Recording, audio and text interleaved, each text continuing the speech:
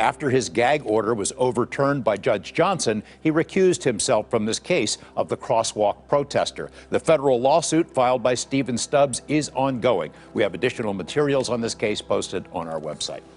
So, George, you talked about this alleged police misconduct. It's alleged in this federal lawsuit. What's at the core of that? Well, there were multiple police dash cams at the scene of this and recorded the arrest of this guy. But when the Boulder City Police Department submitted its video and audio, there was material that was taken out of that was recorded on the other. So they're thinking somebody edited this thing. Hello. My name is John Hunt, and I'm the Boulder City Crosswalk protester. I'm here to talk to you about a serious problem in our society. Police have found a way to tamper with video evidence in a way that is very hard to detect, and even harder to prove. They can take your recorded dialogue, slice it up, and mix and match it with dialogue from other recordings to create conversations and narratives that never happened. I know this because they did it to me. I'm going to show you some of the evidence that supports my claims, but first, I want to explain a little bit more about who I am, and how a policeman who could edit his recording used this power to throw me in jail for nothing. Here's a short segment from Channel 8 News, Las Vegas. The fracas started in 2016 at this spot on Boulder City's main drag. Police obtained federal funds to conduct a sting operation, one designed to ticket motorists who failed to stop for pedestrians at this crosswalk on Nevada Way. A police operative in an orange shirt walked back and forth across the road. Motorists who didn't stop were chased and ticketed. One of them was a Boulder City local named John Hunt, but after being cited, he returned to the scene of the ongoing sting and began a one-man protest by doing the same thing the decoy was doing.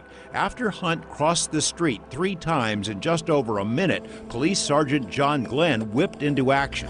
Every ticket was another $250, and every $250 was another person who might not be able to take the hit. I was walking home from the mechanic to enjoy some video games while I fixed my car. Along the way, I passed that crosswalk again. I wanted to go home, but when I thought about what they were doing to people, I couldn't take it. So I did something I felt compelled to do. Since there's no law against using a crosswalk, and there's no law against changing your mind and using it again, I would simply walk back and forth for about 4 hours, until it was time to pick up my car. After I had finished my 3rd trip across, a policeman pulled up to me. This was Sergeant John Glenn. He said, "Step over here! Step over here!" I asked, why? He said, because I told you to. I said, I refused to comply. As soon as I said those words, he got out of his car and walked directly over to me.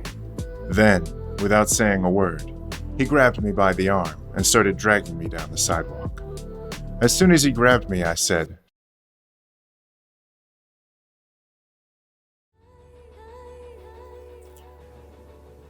but of course he didn't listen. All of this is documented in a YouTube video I uploaded in October 2016, along with a write-up I submitted to Nevada Cop Block at the same time. This is what I remember. John Glenn pulls up.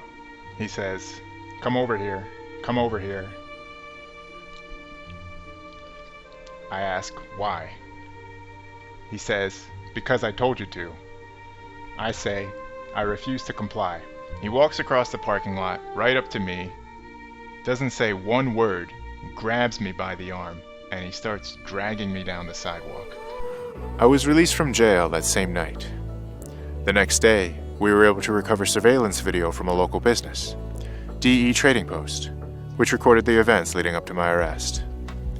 The video contradicted Sergeant Glenn's report. When we gave this video to the prosecution, they dismissed all charges. But the day of that hearing, June 22nd, the prosecutor handed us a recording of my arrest, taken from Sergeant John Glenn's patrol car, the Glenn recording. As soon as my attorney played it for me, I knew it was a forgery. Come here!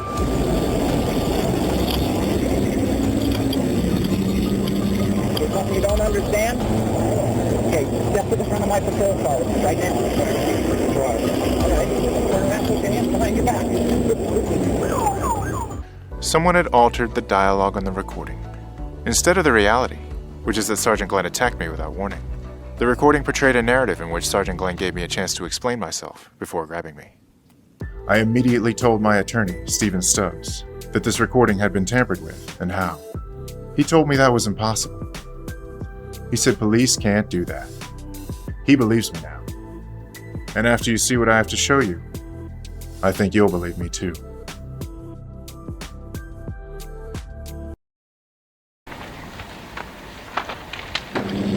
Something you don't understand? Okay, step to the front of my patrol car right now. All right, turn around, put your hands behind your back. So far, I've talked about my own memory of the incident. Now I'd like to talk about John Glenn's memory of it. John Glenn tells a story of my arrest twice on the Glenn recording. Both times, he tells a different version of the story. And neither of these versions closely resembles the audio of the arrest narrative. Let's listen to the first version of the story that he tells. This is from about 2 minutes and 40 seconds after he first grabbed me. What happened? He just started crossing, just walking back and forth, walking out in front of traffic, just not even stopping, making a U-turn, going back. So I stopped him here, tell him to come over. He says, I refuse to comply. I said, step over to my car. I refuse to comply. So I take him and start bringing him over to my car, and he starts resisting me. That's not right at all. On the recording, I didn't say it twice. I said it once. And he leaves out almost everything else. But this is in the heat of the moment. At this point, he had just dragged me to the ground. Maybe he was just paraphrasing. Maybe. Or maybe he already knew that no one was ever going to hear the real audio. Tell him to come over. He says, I refuse to comply. I said, step over to my car. I refuse to comply. So I take him and start bringing him over to my car, and he starts resisting me. Let's go to the end of the tape, to where he tells the second version of the story. 12 minutes have passed since he first made physical contact with me, and he's just arrived at the police department, with me in the back of his car. We're out doing crosswalk enforcement at McDonald's. 5, 6 of us sitting there waiting.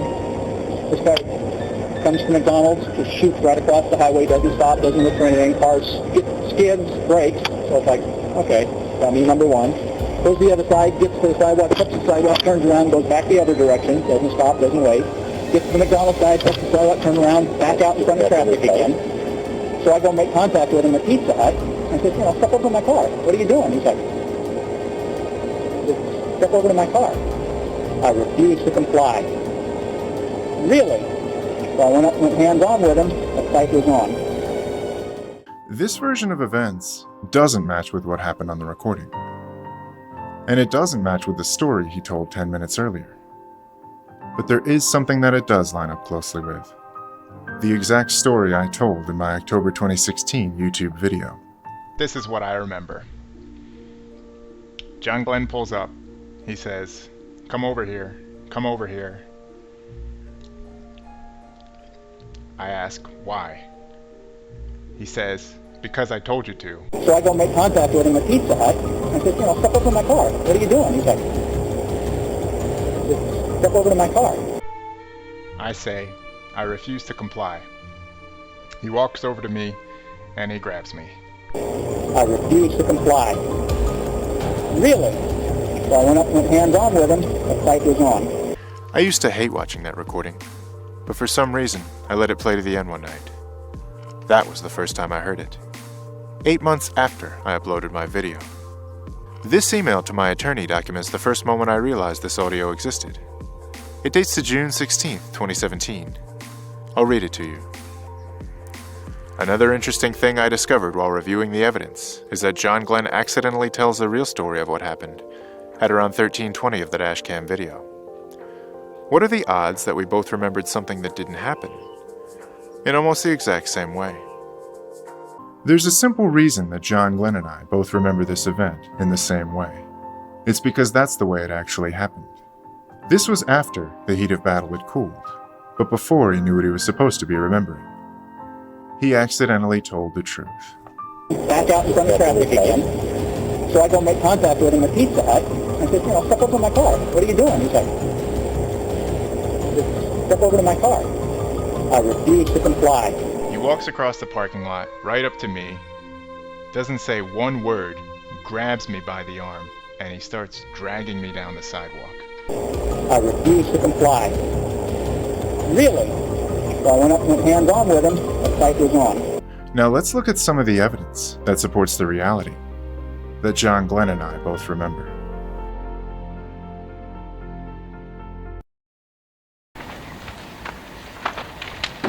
There's only one known audio recording of the moment of my arrest, the Glenn recording.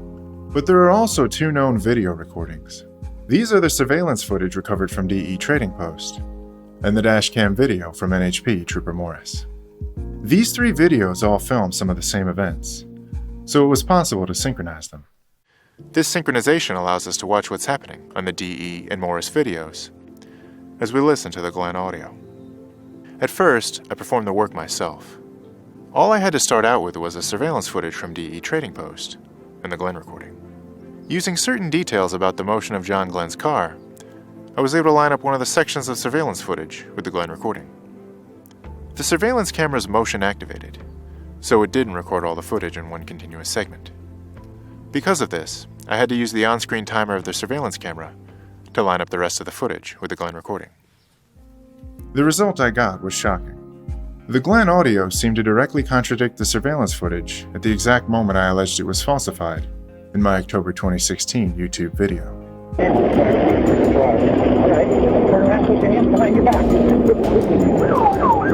He walks across the parking lot, right up to me, doesn't say one word, grabs me by the arm, and he starts dragging me down the sidewalk.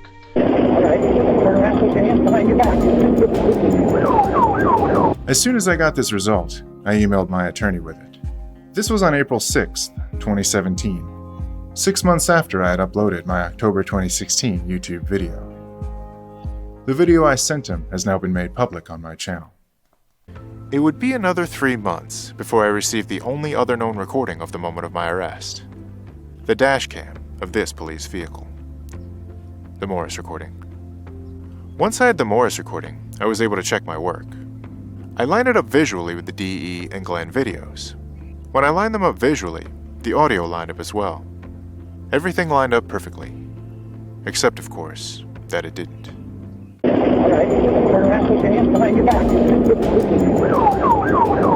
I knew no one would believe my results if they came from me. So I had my attorney send the DE, Morris, and Glenn recordings to the National Center for Media Forensics in Colorado.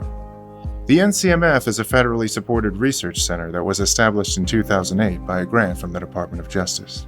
Since the researchers at the center routinely work with agencies like the FBI, CIA, DHS, and many others, I think most viewers will be satisfied with their credentials and objectivity. The man who performed this synchronization was Jeff Smith, Associate Director at the NCMF. We didn't tell him anything about what we expected him to find, or where he should look.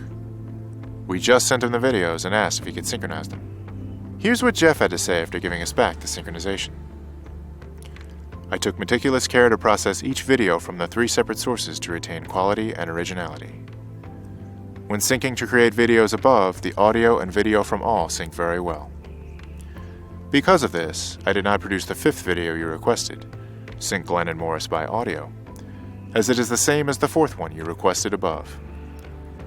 I guess you were thinking that these videos and their audio would fail to sync, but I did not find that to be the case. He didn't know he had just come up with the exact result I was expecting. The exact result I had gotten a year earlier. Step to the front of my patrol car right now. All right, turn around, put your hands behind your back. The DE and Morris videos are very grainy at the level of detail we'll be looking at. So I sent both of these videos to forensic expert Arlo West for enhancement. I then sent the enhanced videos to a 3D animation studio, Austin Visuals, to help demonstrate the action. The 3D animators took precise care to match up the wireframe models with exactly what can be seen in each frame from both cameras. Any gaps in what can be seen directly were filled in with the help of computer modeling techniques. We're already starting to see some contradictions emerging with the Glenn audio. The action we can see on the videos seems to be happening too early to line up with the dialogue that's playing at the moment of my arrest.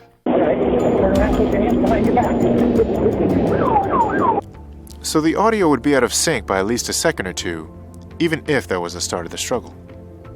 But that isn't the start of it. For a long time, I noticed something that seems strange about the Morris synchronization. John Glenn appears to walk down to where I'm standing, and then stay still for a while. Take a look.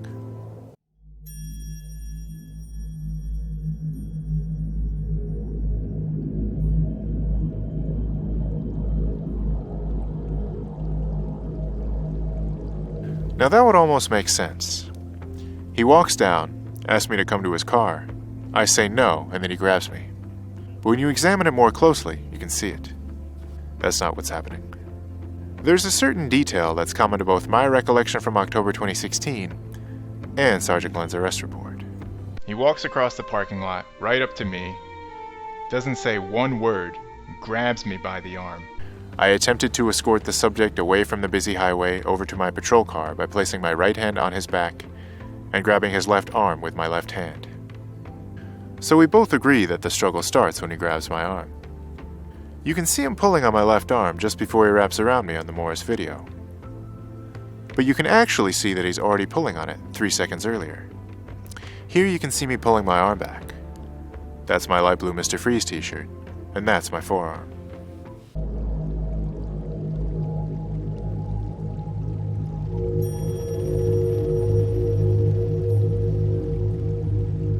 So if I'm pulling my arm back, pulling it back from what? John Glenn had already grabbed it by that point. So can we determine the first moment that he grabs my arm? I believe we can, with help from the surveillance camera. Here I am standing on the sidewalk, with my arms resting by my side. Watch for the first moment my arm appears to move. Right there. And what's happening on the Morris camera at this exact moment? Sergeant Glenn's torso appears to dip forward and then jolt upright. He's leaning over to grab my arm, and then pulling it toward him once he's grabbed it.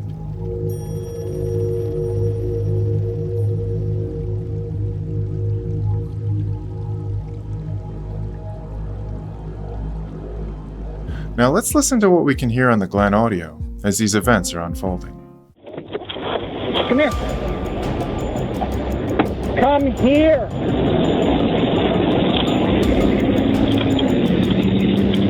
There's something you don't understand? Okay, step to the front of my patrol car right now. All right, turn around, put your hands behind your back.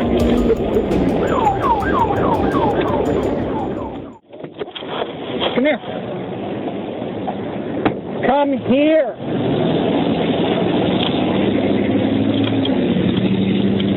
There's something you don't understand? Okay, step to the front of my patrol car right now. All right, turn around, put your hands behind your back.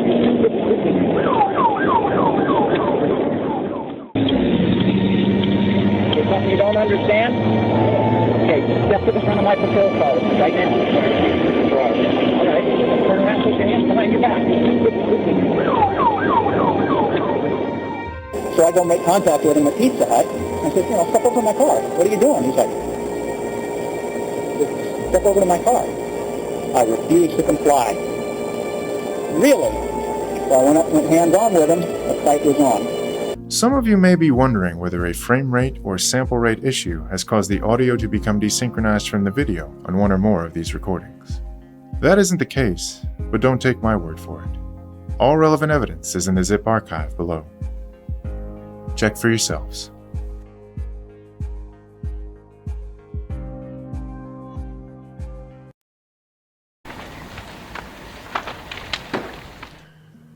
In the arrest narrative on the Glenn recording, I can be heard saying 3 distinct things.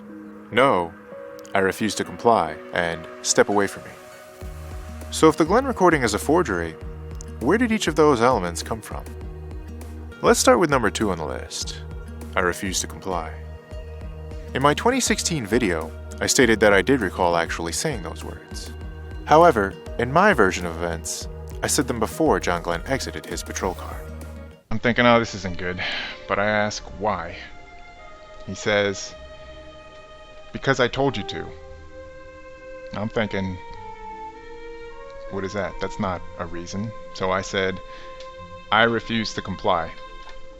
He gets out of his car, and he starts walking over. So if my recollections were correct, this piece of dialogue would have been taken from its original context, from before Glenn exits his car. and move to a little bit later on the recording. Now let's look at number 3, step away from me. I remember saying something very different when John Glenn grabbed me without warning. I remember saying,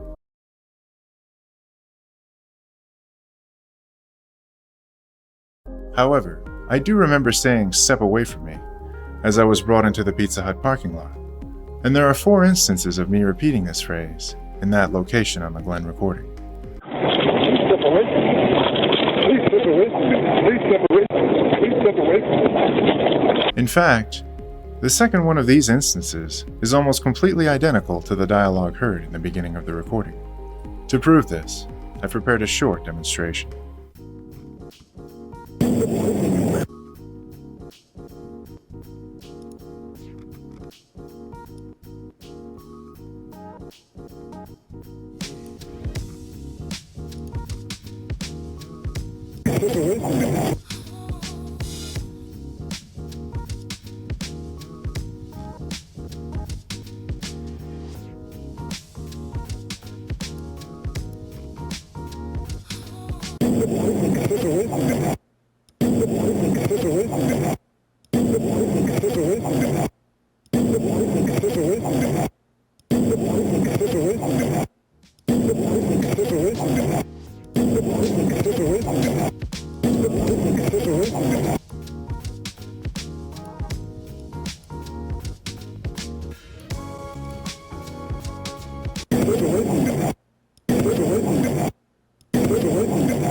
I believe this dialogue was copied, altered slightly, and then moved to where it currently is on the recording. Now let's look at number 1. If the Glenn recording is a forgery, where did that "no" come from? I think I know, because I remember saying it, but not in that context. There's something odd about a conversation that happens a few minutes into the Glenn recording. It's something you could easily miss if you didn't know what to look for. Listen. You've been drinking? I was going for a walk, officer. Have you been drinking? It was important to the safety of this town that they... Okay, you're not listening to questions. Have you been drinking? Any type of drugs, prescribed or otherwise? Did you hear that? He really wants an answer to that question, and then he moves right on to the next question without getting one. Okay, you're not listening to questions. Have you been drinking? Any type of drugs? That's when I remember saying, "No," right after he asked whether I've been drinking. John Glenn remembered that as well. And I'm like, what is your major malfunction? Hello? I said, are you drinking? I don't have to comply. I said, you're not listening to questions. Have you been drinking? No. Are you on any drugs? No. He even wrote it down in his report. I asked the subject if he had been drinking, and he said no. I asked him if he had been taking any drugs, and he said no. So we both remember that I said no at that point in the conversation. But is there any physical evidence to support that? If you listen carefully to the Grasso recording, you can almost hear it. You're not listening to questions. I sent the Grasso recording to forensic expert Arlo West for enhancement. There's something you don't understand?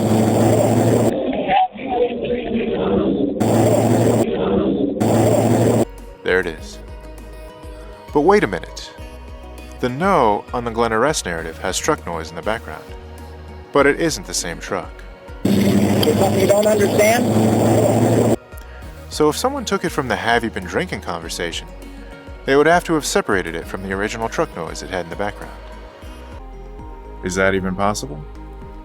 Is there a way to separate dialogue from overlapping sounds on the same recording? I found a company called Audionamics that produces software for this exact purpose. Here's a demonstration of their technology in a strikingly similar situation.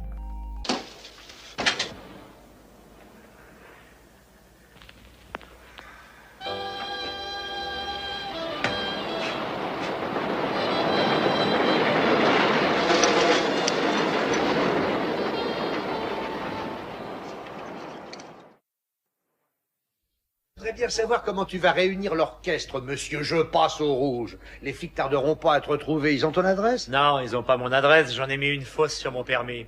In that example, dialogue was separated from the noise of a passing train. Separating dialogue from the noise of a passing truck isn't too far off. In fact, I used Audionamics software to create the following reconstruction. Have you been drinking? Any type of drug?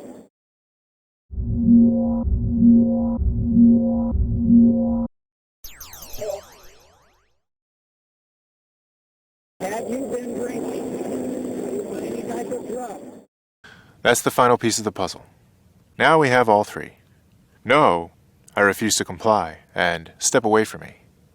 If we assume the additional dialogue from John Glenn was either specifically recorded for this forgery or taken from previous arrests of his, then we have all the pieces we need to construct our narrative.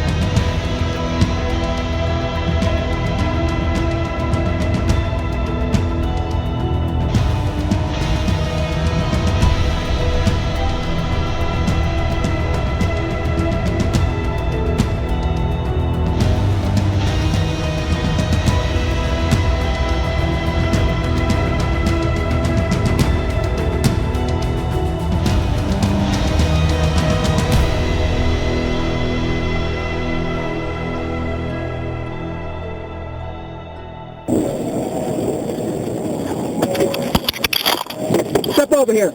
Step over here. Come here. Come here.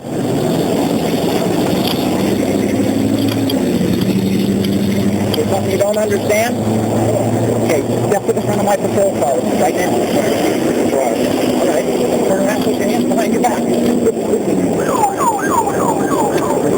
Gets to the sidewalk, steps to the sidewalk, turns around, goes back the other direction, doesn't stop, doesn't wait. Gets to the McDonald's side, steps to the sidewalk, turn around, back out in front of traffic again. So I go make contact with him at Pizza Hut. I said, step over to my car. What are you doing? He's like, step over to my car. I refuse to comply. Really? So I went up and went hands-on with him. The fight was on.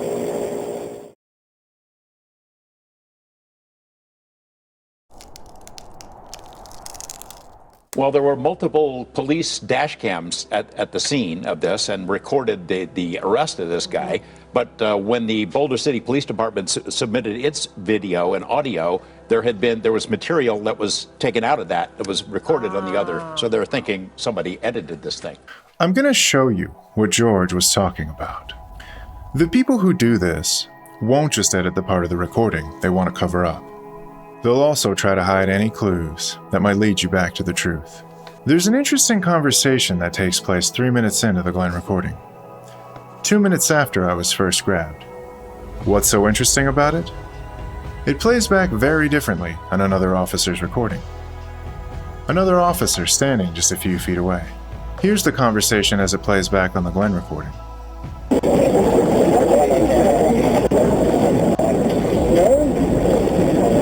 Am I being detained? Yeah, and arrested. You're not being detained. What am I being arrested for? arresting for a pedestrian in the roadway, obstructing traffic and resisting arrest.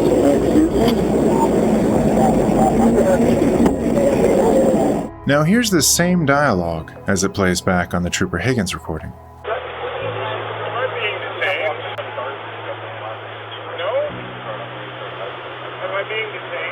Arrested. You're not being detained. What am I being arrested for? For obstructing for a pedestrian in the roadway, obstructing traffic and resisting arrest. How can I resist something that I'm not aware of? As you can see, there are two questions you can hear very clearly on the Higgins recording that you can't on the Glenn recording.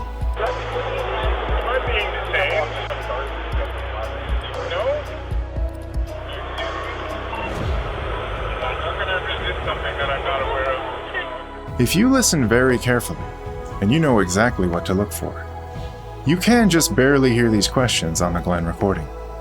So the audio hasn't been removed entirely, but it does seem as though that dialogue is much quieter than it should be. Could that be the result of editing?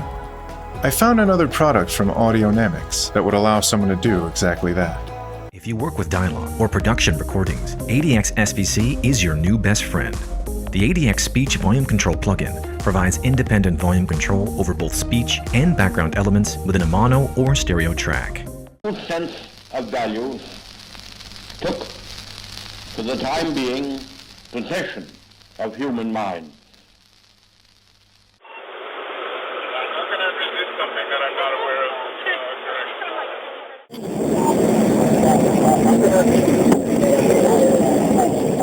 of? So if an editor could do that, why would they want to? The goal is to get you to doubt your own memory and your own sanity.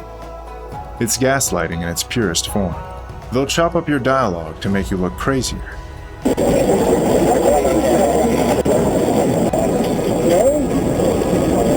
Am I being detained? Yeah, arrested. And if you happen to leave yourself any reminders of what actually happened, they'll take those away from you too. He walks across the parking lot, right up to me, doesn't say one word, grabs me by the arm, and he starts dragging me down the sidewalk. How can I resist something that I'm not aware of? There was material that was taken out of that was recorded on the other. So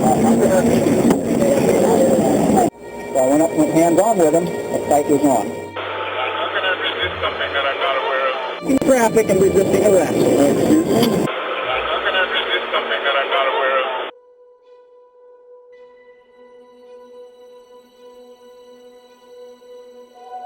One of the questions I got when I first submitted this story to Nevada Cop Block was, why would they do something like this to you? I mean, why would someone do something so egregious as edit a tape for something as simple as a person crossing the street in a crosswalk? And that's a very good question, so I'd like to help you understand. And to do that, I need to explain a little bit about myself. I was born with a condition that dramatically alters the way I experience the world. Typically, it's explained as a kind of cross-wiring between sensations. One thing makes you experience another. I see my emotions. I see music. I see the words that go through my mind. When I speak or listen to words or think them, they appear written out, typed out. It's something called ticker tape. If they affect me strongly enough, they are written out in color, different colors. And so you can imagine this makes it easier for me to remember certain types of things, specifically words and the precise order of words. Something I've always known about myself is that I just don't really get things wrong, and when I do remember something, it lasts for a long time. There's another form of the condition that I see something. I see the shape of thought the structure of it. Thinking, I think in everyone, is accompanied by visual imagery, but there is a layer beyond that, an architecture to it, that allows it to exist. And for whatever reason, I can perceive that. I'll show you some of what I mean. These are my attempts to document the phenomenon going back, some of them going back over 10 years. And some more recent examples. I took a class on Wittgenstein so I could diagram the concepts as they appear to me.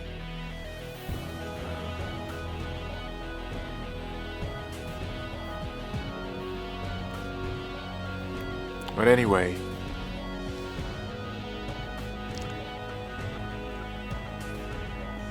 I guess I'm hoping to convey two salient points, which is that, the first is that I have no idea how rare someone like me actually is. And the second is that the condition that makes me unique also greatly enhances my memory. You might think it would be easy for you to defeat this kind of tampering if they did it to you, but I don't think you can really appreciate the level of doubt you face. Unless you've been in that situation, I don't think you can understand what it's like. You're attacked, you're put in a chokehold, and there's a tape of what happened to you, you remember what happened to you, and then 2 weeks later, you get the tape back, and the words are different on it. All you have is a memory in your mind, and you have a tape.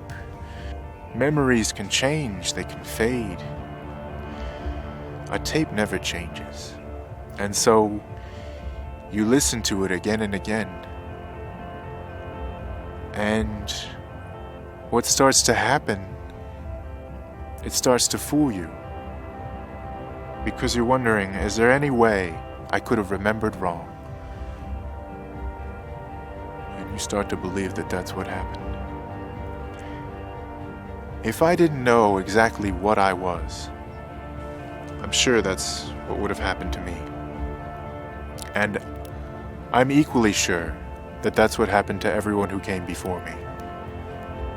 They just got tricked eventually, and after the weeks and the months, they just moved on.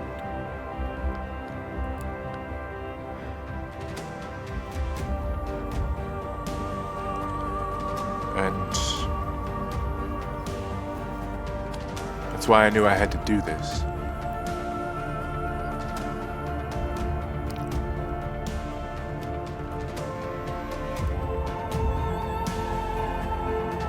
So, I hope that helps you understand.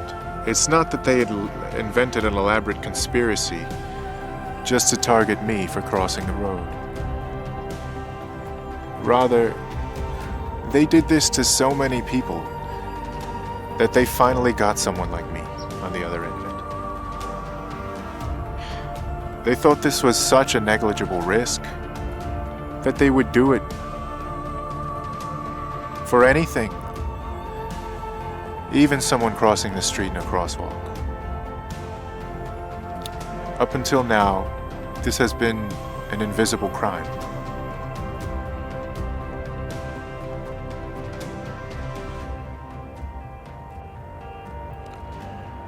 When I first started out, all those years ago,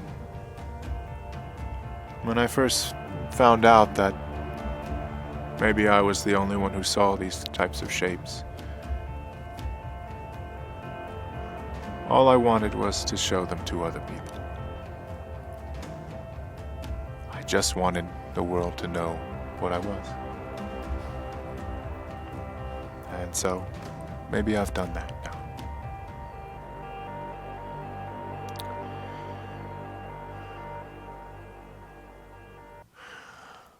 I think that's enough. I'm going to play you a selection from a previous version of the expose, and then we'll return to the scripted portion of the video.